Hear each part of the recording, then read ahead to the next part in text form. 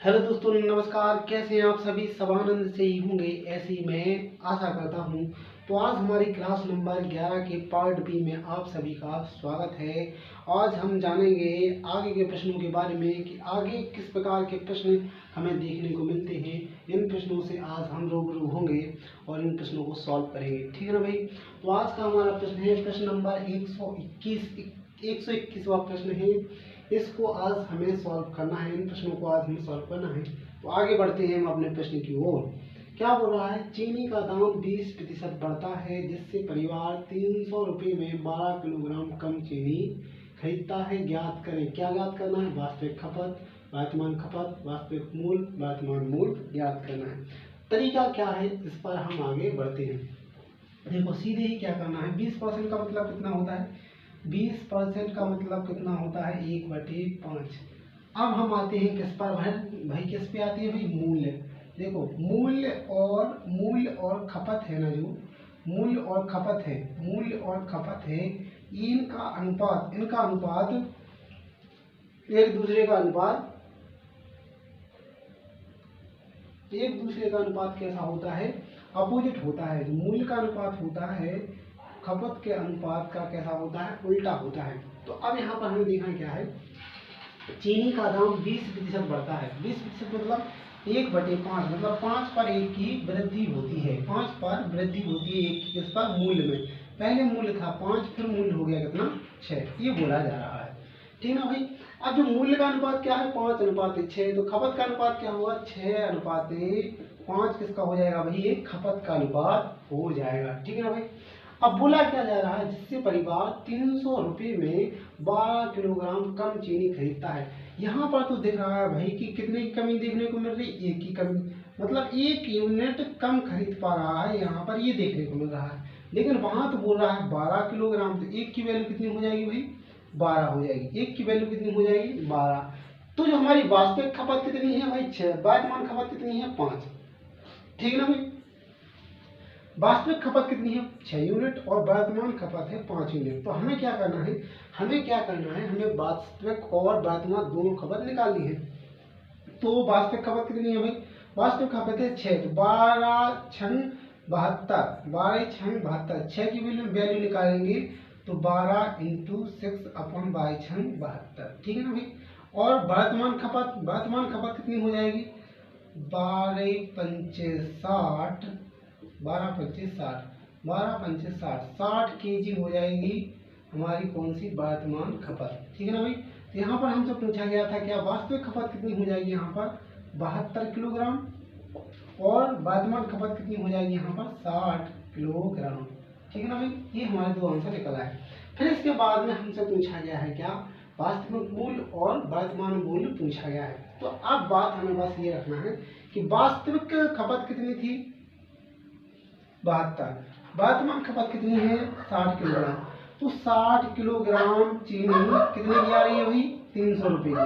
कितने की भाई? 300 रुपये की। तो 1 किलोग्राम चीनी 6×5 = 30, 5 रुपये की आएगी। कितने भाई? 1 किलोग्राम चीनी कितने की? 5 रुपये की।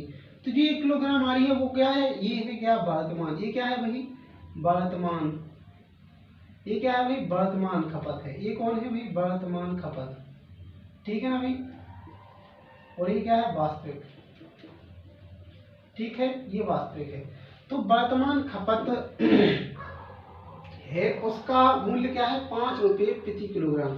तो हमारे यहाँ पर जो आंसर आएगा क्या? वर्तमान मूल्य कितना आएगा? 5 किलोग्राम या 5 रुपये प्रति किलोग्राम। ठीक है ना भाई? ओके। अब हमें क्या निकालना है? अब हमें निकालना है क्या? वास्तविक खपत क्या थी? तो वास्तविक कितने किलोग्राम खर्च कर रहे थे? 72 किलोग्राम। कितने रुपए में लाए थे भाई? 300 रुपये में। कितने रुपये में? 300 रुपये में। 72 से 300 में भाग देंगे तो कितनी बार जाएगा ये हमें देखना है। किससे भाग दे भाई? 6 से भाग दिया 12 आ जाएगा, और 6 से भाग दिया तो 6×5 = 30, 50 आ जाएगा। ठीक है ना भाई? 12 चौक 48, 12 चौक 48, 2/12 1/6। रुपये, मतलब 4 सही 1/6 रुपये, 4 सही 1/6 रुपये, 4 सही 12 चौको 48, हाँ सही है 624, 12 चौको 48, ये हो गई। ये हमारा क्या है वास्तविक मूल्य है। तो यहाँ पर हमारे आंसर सारे के सारे निकल रहा है। ये हो गया हमारा कौन सा, ये हो गया हमारी कौन सा मूल्य है, ये वास्तविक मूल्य है। ये कौन सा है वास्तविक, ठीक है ना भाई। ये कौन सा था हमारा वर्तमान। मतलब यहाँ पर हमारे सारे आंसर निकलते आ गए, मतलब एक आंसर ये आ गया, एक आंसर ये आ गया, एक आंसर ये आ गया और एक आंसर ये आ गया। यहाँ पर हमसे जो पूछा था वो यहाँ पर लिखा है वास्तविक खपत कितनी है 72 किलोग्राम, वर्तमान खपत कितनी है 60 किलोग्राम, वास्तविक मूल्य कितना है 4 सही 1/6 रुपये। कहने का तात्पर्य कितना है 6 4 दशमलव यानी लगभग 4 रुपये भी आप कह सकते हैं। वर्तमान मूल्य कितना है, वर्तमान मूल्य है 5 किलोग्राम, 5 रुपये प्रति किलोग्राम हमारा वर्तमान मूल्य है, ठीक है ना भाई। तो ये हमारा प्रश्न कंप्लीट हुआ। अब अगला प्रश्न हमारा है प्रश्न नंबर 122। ये क्या कह रहा है इस पर हम थोड़ा विचार करते हैं। चीनी का दाम 20% कम हो जाता है। देखो बस शुरुआत हम वैसे ही कमी जैसे करते हैं। 20% का मतलब कितना होता है, 20% का मतलब होता है 1/5, ठीक है ना। तो हमें सीधा सीधा क्या करना है, पहले चर्चा की गई है किसकी, मूल्य की, फिर बात की गई है किसकी, खपत की, ठीक है ना भाई। तो जो मूल्य का अनुपात है वो खपत के अनुपात का जस्ट अपोजिट होता है। तो यहाँ पर क्या किया गया, चीनी के दाम में 20% की कमी हुई है, मतलब 5 पर 1 की कमी, मतलब पहले मूल्य था 5, अब हो गया मूल्य कितना 4। तो खपत कितनी, पहले 4 थी और अब हो गई 5, जस्ट अपोजिट रेशो रहेगा, ठीक है ना। अब आगे बढ़ते हैं। इससे परिवार में 400 रुपये में 20 किलोग्राम अधिक चीनी खरीदता है, लेकिन यहाँ पर तो दिख रहा है कि 1 यूनिट अधिक चीनी खरीदी जा रही है। कितनी भाई, 1 यूनिट। तो इस 1 यूनिट की वैल्यू कितनी हो जाएगी, 20 किलोग्राम। तो 1 यूनिट की वैल्यू 20 किलोग्राम है, तो 4 यूनिट की वैल्यू, तो 4 यूनिट की वैल्यू कितनी हो जाएगी, 4 यूनिट की वैल्यू कितनी हो जाएगी, 20 चौको 80 किलोग्राम, ठीक है ना भाई, ओके। फिर यहाँ पर 5 यूनिट की वैल्यू कितनी हो जाएगी, 20 पंचे 100 किलोग्राम, ठीक है ना भाई, ओके सर। फिर पूछा गया है हमसे क्या, हमसे पूछा गया है ये हमारी क्या हो गई, ये जो 80 आ गई वो क्या है भाई, ये है वास्तविक, ये क्या है वास्तविक खपत है, ठीक है ना भाई, ये वास्तविक खपत है। ये क्या है वर्तमान खपत, ये क्या है भाई वर्तमान खपत है, ठीक है ना भाई, क्योंकि यहाँ पर जो मान लिखा है वो क्या है वास्तविक, ये क्या है वर्तमान है, ठीक है ना भाई। अब हमसे पूछा ये गया है कि 400 रुपये 20 किलोग्राम अधिक चीनी खरीदता है, तो हमसे पूछा गया है वास्तविक खपत हमने निकाल ली, वर्तमान खपत हमने निकाल ली। अगर वास्तविक मूल्य और वर्तमान मूल्य ज्ञात करना है, तो वास्तविक कितने किलोग्राम खर्च हो रही थी, 80 किलोग्राम, कितने रुपए में लाए थे भाई, 400 रुपये में। तो 80 किलोग्राम की वैल्यू कितनी है 400, तो 1 किलोग्राम की 5 रुपये, ठीक है ना। 1 केजी की वैल्यू है कितनी 5 रुपये, ठीक है ना भाई। ये हमारी क्या निकल आई वास्तविक क्या है, ये मूल्य है, वास्तविक क्या है भाई मूल्य है। फिर 1 केजी किसका निकालना है भाई, वर्तमान मूल्य। वर्तमान क्या है खपत हमारी 100, तो और कितने रुपए में 400 रुपये में, तो कुछ नहीं करना, 400 अपॉन 100, 2 जीरो से 2 जीरो, मतलब 4 रुपये में कितने, ये क्या होगी वर्तमान मूल्य, ये क्या है भाई वर्तमान मूल्य, ये क्या है भाई वर्तमान मूल्य है, ठीक है भाई, ये वर्तमान मूल्य है। तो यहाँ पर वास्तविक खपत वर्तमान खपत, वास्तविक मूल्य वर्तमान मूल्य। तो वास्तविक खपत कितनी थी भाई, वास्तविक खपत कितनी है 80 किलोग्राम, कितनी है भाई 80 किलोग्राम। वर्तमान खपत कितनी है 100 किलोग्राम, ठीक है ना भाई, ओके सर। वास्तविक मूल्य कितना है, वास्तविक मूल्य कितना है भाई, वास्तविक मूल्य है 5 रुपये, 5 रुपये पर केजी, ठीक है ना भाई। फिर इसके बाद में वर्तमान मूल्य है 4 रुपये पर किलोग्राम, ठीक है ना भाई। ये हमारे आंसर बन जाएंगे सारे के सारे।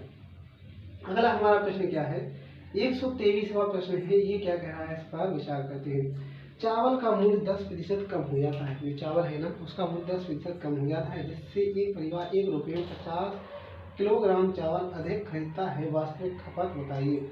यहाँ पर 10% का मतलब कितना होता है? 10% का मतलब होता है 1/10। मतलब यहाँ पर जो मूल्य है क्या है भाई? मूल्य है, मूल्य कितना 10 से कितना हो जाता है? 9 हो जाता है, क्योंकि उसकी खपत जो मूल्य में कमी देखी गई है। 10 से कितना हो गया? एक की कमी हुई तो कितना हो गया? 9 हो गया। रही बात खपत की, खपत इसकी इसका अनुपात कैसा होता है? मूल्य का जस्ट अपोजिट, मतलब 9 से 10। खपत कैसी हो जाएगी? बढ़ जाएगी। पहले 9 यूनिट खपत होती थी, अब 10 यूनिट खपत होगी। तो यहाँ पर जो वृद्धि देखने को मिल रही है वो 1 यूनिट की वृद्धि देखने को मिल रही है, लेकिन वो तो बोल रहा है यहाँ पर 50 ग्राम चावल अधिक खरीदता है, तो इस 1 यूनिट की वैल्यू यहाँ पर 50 ग्राम आ जाएगी। ठीक है, ओके। अब हमें क्या करना है? ये हमारा क्या है? वास्तविक खपत है, ये वर्तमान खपत है। तो वास्तविक खपत हमें ज्ञात क्या करना है? हमें वास्तविक खपत ज्ञात करनी है। वास्तविक क्या है? 9 यूनिट की वैल्यू ज्ञात करनी है। तो 9 पे 9 43, मतलब 450 ग्राम चावल है हमारी क्या? वास्तविक खपत। ये क्या है? वास्तविक खपत है। ये क्या है? वास्तविक खपत है। ठीक है ना? ये वास्तविक खपत है। मतलब यहाँ प्रश्न में पूछा गया है क्या कि वास्तविक खपत बताइए। तो वास्तविक खपत कितनी है? ऑप्शन नंबर सी हमारा सही हो गया, 450 ग्राम हमारा आंसर सही है। अगला प्रश्न आते हैं, प्रश्न नंबर 124। ये क्या कह रहा है? इस पर हम विचार करते हैं। ये प्रश्न हमसे क्या कह रहा है, इस पर हम विचार करते हैं। ये प्रश्न क्या कह रहा है? यहाँ पर लिखाया गया है क्या है? प्रश्न नंबर 124, चीनी का दाम 10% कम हो जाता है, नहीं 25% कम हो जाता है, जिससे परिवार 180 रुपये में 15 किलोग्राम अधिक चीनी खरीदता है। ज्ञात करे क्या वास्तविक खपत, वर्तमान खपत, वास्तविक मूल्य, वर्तमान मूल्य। तो 25% का मतलब कितना होता है? इस पर गौर फरमाते हैं। 25% का मतलब होता है 1/4। ठीक है भाई, ये हो गया हमारा मूल्य, ये हो गई हमारी खपत। ठीक है, मूल्य का अनुपात खपत के अनुपात का जस्ट अपोजिट होता है। मूल्य पहले था 4, अब मूल्य हो गया 3। खपत पहले 3 थी, अब हो गई 4। ठीक है, लेकिन बोला तो ये जा रहा है कि 15 किलोग्राम अधिक चीनी खरीदता है, लेकिन यहाँ तो बोला जा दिख रहा है कि 1 यूनिट अधिक खरीदता है। 1 यूनिट की वैल्यू कितनी होगी? 15 होगी। 3 यूनिट की वैल्यू कितनी होगी? 15 तिया 45 किलोग्राम। 4 यूनिट की वैल्यू कितनी होगी? 15 चौको 60 किलोग्राम। तो मतलब ये हमारी क्या आ गया? ये 45 किलोग्राम क्या है भाई? ये है वास्तविक खपत है। ये क्या है? वास्तविक खपत। ठीक है, और ये क्या है? वर्तमान खपत। ये क्या है? वर्तमान खपत है। ये वर्तमान खपत। पूछा तो हमसे ये गया है कि वर्तमान मूल्य और वास्तविक मूल्य ज्ञात करें। तो वास्तविक खपत कितनी है? 45 किलोग्राम, और हमने कितने रुपए में ये लाए हैं? 180 रुपये में। बस 45 किलोग्राम की वैल्यू 180 के बराबर हो जाएगी। 1 किलोग्राम का मान होगा निकल आएगा। तो कितनी बार जा रहा है? ये जा रहा है 4 बार, मतलब 4 रुपये। कितना? 1 किलोग्राम चीनी कितनी जाएगी वास्तविक? तो 4 रुपये प्रति किलोग्राम। ये हमारा आंसर हो जाएगा। लेकिन हमें तो ज्ञात करना है क्या? वर्तमान मूल्य। तो वर्तमान खपत कितनी हो रही है? 60 किलोग्राम। 60 किलोग्राम की वैल्यू 180 रुपये। तो 1 किलोग्राम की वैल्यू कितनी हो जाएगी? 6 तिया 18, 3 रुपये प्रति किलोग्राम। तो यहाँ पर आ जाएगा हमारा आंसर 3 रुपये पर किलोग्राम। कितना? 3 रुपये पर किलोग्राम। ठीक है ना भाई? यहाँ पर वास्तविक खपत कितनी थी? वास्तविक खपत थी हमारी 45 किलोग्राम, और वर्तमान खपत थी 60 किलोग्राम। ठीक है ना भाई? तो यहाँ पर जिस प्रकार से प्रश्न में पूछा गया था उस प्रकार से यहाँ पर आंसर दे दिया गया है। क्या क्या दे दिया गया है इस पर देखते हैं। चीनी का दाम 25% कम हो जाता है। 25% का मतलब होता है 1/4, मतलब 4 रुपये में से 1 रुपया कम हो जाता है। पहले जो मूल्य था वो था 4, बाद में मूल्य हो गया 3। अब मूल्य का जो अनुपात होता है खपत के अनुपात का विपरीत होता है। तो खपत का अनुपात क्या हो जाएगा? पहले खपत हो रही थी 3 यूनिट, अब हो रही खपत कितनी? 4 यूनिट। लेकिन मतलब खपत में वृद्धि कितने की हुई, 1 यूनिट की, लेकिन यहाँ पर बता रहा है कि 15 किलोग्राम चीनी की अधिक खरीदता है, तो 1 यूनिट की वैल्यू हो गई कितना, 15। अब हमें क्या करना है, वास्तविक खपत ज्ञात करनी है और वर्तमान खपत ज्ञात करनी है। तो वास्तविक खपत कितनी है, 3 यूनिट, और वर्तमान खपत कितनी है, 4 यूनिट। तो 15 या 45 किलोग्राम की कौन सी हुई, वास्तविक खपत। 15 चौको 60 क्या हुई, वर्तमान खपत। ठीक है ना भाई, ओके। अब हमसे पूछा गया है क्या कि वर्तमान मूल्य और वास्तविक मूल्य ज्ञात करें। तो वास्तविक खपत कितनी थी, 45 किलोग्राम, लेकिन यह कितने में खरीद रहे थे, 180 रुपये में। तो 45 किलोग्राम का कितना प्राइस हो गया, 180। तो 1 किलोग्राम का प्राइस कितना हो गया, 4 रुपये। तो 4 रुपये कौन सी होगी हमारी, 4 रुपये क्या हो गया, वास्तविक मूल्य। ठीक है ना भाई। इसके बाद में वर्तमान मूल्य क्या हो जाएगा, वर्तमान मूल्य क्या हो जाएगा कि 60 किलोग्राम चीनी खरीद रहे थे, कितने रुपए में, 180 रुपये में। 1 किलोग्राम चीनी कितने, 3 रुपये में खरीदी। ये हमारे सारे आंसर यहाँ पर लिख दिए गए हैं। अब हमारा अगला प्रश्न क्या कह रहा है, उस पर हम विचार करते हैं। प्रश्न नंबर 125 क्या कह रहा है, एक परीक्षा में 65% छात्र, एक परीक्षा में 65% छात्र एक परीक्षा में 65% छात्र गणित में पास हुए हैं, 48% भौतिक में पास हुए हैं और 30% दोनों में पास हुए हैं। तो कितने प्रतिशत छात्र दोनों में फेल हुए। देखो, इस प्रश्न को पहले विस्तार से समझना है। कैसे समझना है, विस्तार से और धैर्यता से समझना है, क्योंकि यह प्रश्न बहुत ही सहज है, सरल है, केवल थोड़ा सा ध्यान देने की आवश्यकता है।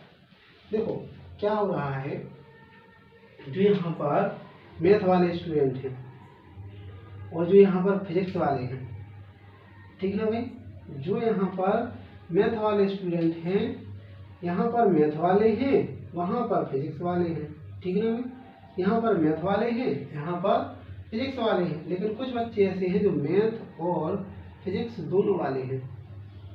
कैसे हैं, मैथ और फिजिक्स दोनों वाले हैं। तो मैथ वाले छात्र हैं कितने हैं, वही 65% छात्र क्या हैं, मैथ वाले हैं, गणित वाले हैं, जो गणित में पास हुए हैं। 48% छात्र भी हैं जो किसमें केवल नहीं, जो भौतिक में पास हुए हैं, और 30% छात्र ऐसे हैं कि जो दोनों में पास हुए हैं। बस यहाँ पर बात पकड़नी है कि जो 30% छात्र हैं वो दोनों में पास हुए हैं, मतलब वो मैथ में भी पास हुए हैं, वो फिजिक्स में भी पास हुए हैं। जैसे एक विद्यार्थी है वो मैथ में भी पास हुआ है, फिजिक्स में भी पास हुआ है, तो क्या उस विद्यार्थी को क्या इस वाली श्रेणी में काउंट नहीं किया गया होगा, किया गया होगा, क्योंकि वह मैथ में पास हुआ है। तो जो 65% है, तो क्या वो विद्यार्थी इसमें नहीं आया होगा, आया होगा, क्योंकि वो वहाँ पर पास हुआ है। क्या वो विद्यार्थी 48% में नहीं आया होगा, आया होगा, क्योंकि वह फिजिक्स में भी पास हुआ है। मतलब वो दोनों में पास हुआ है, मैथ में भी पास हुआ है, फिजिक्स में भी पास हुआ है, दोनों में पास हुआ है, तो दोनों में उसको गिना जाएगा। इसमें भी गिना जाएगा, इसमें भी गिना जाएगा, किसमें, इसमें भी गिना जाएगा, इसमें भी गिना जाएगा, किसमें, इसमें भी गिना जाएगा, इसमें भी गिना जाएगा, मतलब सब में गिना जाएगा। ठीक है भाई, लेकिन हमें तो फिर यहाँ पर समस्या से देखना पड़ेगा। अब हम बात करते हैं कि हम मैथ ना बोलकर हम बोलते हैं कि ओनली मैथ में कितने पास हुए, ओनली मैथ में कितने पास हुए। तो क्या इन जो मैथ और फिजिक्स दोनों में पास हुए हैं, मैथ और फिजिक्स दोनों में पास हुए हैं, उन विद्यार्थियों को अगर इस संख्या में से घटा दें, क्योंकि वो 30% विद्यार्थी इसमें भी तो काउंट किए गए होंगे ना, क्योंकि वो मैथ में पास हुए हैं, तो काउंट किया गया होगा, किया गया होगा। तो हमें क्या करना है, इस 65% में से इन 30% को घटा देना है।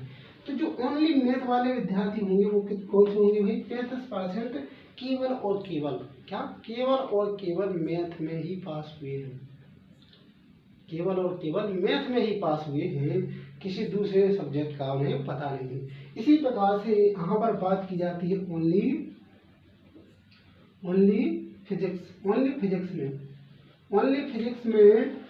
फिजिक्स में कितने विद्यार्थी पास हुए हैं। तो 30% को इसमें से घटा देंगे तो कितने 18% विद्यार्थी ओनली फिजिक्स में पास हुए हैं। अब टोटल पास कितने हुए, टोटल पास कितने हुए, दोनों पास हुए तो कितने प्रतिशत छात्र दोनों में फेल हुए। टोटल पास कितने हुए, 35% ये हुए, 18% ये हुए और 30% ये हुए। तीनों को जोड़ देंगे तो कितना हो रहा है, अभी कितना हो रहा है, ये हो रहा है 35% प्लस 30% प्लस 18%। 8 5 13 की 3 6 2 8 83%। मतलब 100 में से 83% तो बच्चे पास हो गए हैं। 100% में से 83% बच्चे तो क्या हो गए, पास हो गए, ठीक है ना भाई। तो बाकी बचे हुए कितने हैं, 17%। बाकी 17% क्या हुए होंगे भाई, फेल हुए होंगे। स्वाभाविक सी बात है, जब 100 में से 83% विद्यार्थी पास हुए हैं, 100 में से 83% विद्यार्थी पास हुए हैं, तो बाकी बचे हुए विद्यार्थी क्या हुए होंगे, फेल हुए होंगे। पूछा हमसे क्या गया था कि कितने प्रतिशत छात्र दोनों में फेल हुए हैं। तो दोनों में फेल हुए विद्यार्थियों की संख्या कितनी है, 17%। कितनी, 17% विद्यार्थी दोनों में फेल हुए। ये हमारा सही हो जाएगा, ऑप्शन नंबर ए हमारा सही होगा। अब इस सवाल को एक तरीका और रहता है, वो कौन सा, डायग्राम वाला तरीका रहता है। डायग्राम के माध्यम से सवाल को सॉल्व करना पड़ता है, तो उस तरीके को भी हम सॉल्व करते हैं, ठीक है ना भाई। डायग्राम वाला तरीका भी हम यहाँ पर देखते हैं कि डायग्राम से कैसे सवाल को सॉल्व करते हैं, वो हम यहाँ पर जानते हैं, ठीक है ना। वो यहाँ पर हम जानेंगे कि डायग्राम से कैसे सवाल को सॉल्व किया जाता है। डायग्राम के लिए हमें कुछ नहीं करना। यहाँ पर कितने विषय की बात चल रही है, 2 विषय की। एक वाला मैथ वाला विषय है, एक है फिजिक्स वाला। और एक कॉमन चीज दिख रही है कि मैथ और फिजिक्स दोनों में। तो यहाँ पर हमें डायग्राम कुछ इस प्रकार से बनाना है। ये हो गया हमारा मैथ वाला, ये हो गया हमारा फिजिक्स वाला, ठीक है ना भाई। मैथ वाला जो डायग्राम है, ये है मैथ, ये है फिजिक्स, ठीक है ना भाई। मैथ में कितने परसेंट विद्यार्थी हैं, 65%, ठीक है ना भाई। यहाँ पर फिजिक्स में कितने हैं भाई, फिजिक्स में है 48%, ठीक है ना भाई। दोनों कितने हैं, दोनों कितने हैं, दोनों है 30%, ठीक है ना भाई। ये दोनों हो गए, ये कौन से हो गए, दोनों हो गए। ये कॉमन वाला भाग है, ये कॉमन वाला भाग है, ये कौन सा है, दोनों वाला, ठीक है ना। अब इसके बाद में ये पूरा सर्कल है, पूरा सर्कल है, उसमें मैथ वाले कितने हैं, 65। लेकिन जो खाली वाला है, ये वो यहाँ से यहाँ वाला भाग है, ये कौन से होंगे, ये कौन से होंगे, ये केवल और केवल मैथ वाले होंगे। मतलब ओनली मैथ वाले होंगे। तो ओनली मैथ वाले होंगे तो उसमें ये 30% नहीं होंगे। तो 65 में से 30 नहीं होंगे तो कितने होंगे, वही 35% होंगे। ऐसा ही है ना, बिल्कुल सही। इसी प्रकार से इस साइड देखेंगे कि यहाँ पर पूरे सर्कल में, यहाँ पर ये पूरा सर्कल है, इस पूरे सर्कल में कितने हैं फिजिक्स वाले, 48%। अगर उसको छोड़ दें, किसको, इस वाले एरिया को छोड़ दें, इस वाले एरिया को छोड़ दें, इस वाले एरिया को छोड़ दें, अगर इस वाले एरिया को छोड़ दें तो ये एरिया कितना है, 30%, और टोटल एरिया कितना है, 48%। अगर उसको छोड़ देंगे तो हमारा एरिया बचेगा कितना, 18%। मतलब ओनली फिजिक्स वाले विद्यार्थी केवल और केवल फिजिक्स में पास हुए। तो बस कुछ नहीं, डायग्राम हमारा बन गया, बात खत्म। ये डायग्राम हमारा बन गया है, बात खत्म। बस हमें पास वाले देखने थे। 35% केवल मैथ में हुए और केवल फिजिक्स में 18% हुए, दोनों में कितने हुए, 30%। बस वही कंडीशन है, 35 30 18 जोड़ दोगे तो कितने, 83%। 83% दोनों में पास हुए, किन में भाई, दोनों में, किन में भाई, मतलब पूरे टोटल कितने हुए, टोटल हुए हमारे 83% पास। बाकी बचे हुए कितने हैं, 100% में से 83 घट जाएंगे तो बाकी 17% बचे होंगे, वो कैसे होंगे भाई, फेल होंगे। कौन से होंगे, फेल होंगे। हमारा आंसर हो जाएगा option number A. Option number A हमारा सही है। कितने प्रतिशत विद्यार्थी फेल हुए, 17% विद्यार्थी फेल हुए, ये हमारा आंसर है। ये नया कॉन्सेप्ट है, इस कॉन्सेप्ट को हमें याद कर लेना है। यहाँ पर जो कॉन्सेप्ट और पढ़ाए गए हैं वो सब नए हैं, इनको हमें याद करना है। यहाँ तक के कॉन्सेप्ट को हम फतेह हासिल कर चुके हैं, ठीक है ना भाई। तो इन सारे नए कॉन्सेप्टों को अपन को बेहतर तरीके से क्या करना है, रिवीजन करना है, ठीक है ना भाई। तो आज के लिए इतना ही रखते हैं, फिर मिलते हैं अपनी अगली क्लास में और देखते हैं कि और हमें किस प्रकार के प्रश्न देखने को मिलते हैं। तो आज के लिए इतना ही। धन्यवाद। जय श्री राधे कृष्ण। देखते रहें, अध्ययन करते रहें, पढ़ते रहें। जय श्री राधे कृष्ण।